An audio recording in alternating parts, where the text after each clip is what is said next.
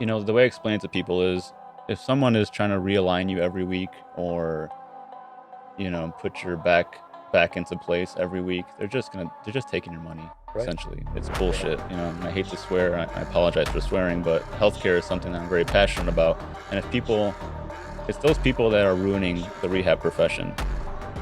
We have to empower the patient to get better on their own. And if we're just constantly working on them or doing something to them, we're not going to reinforce those lifestyle habits that they can have in the long term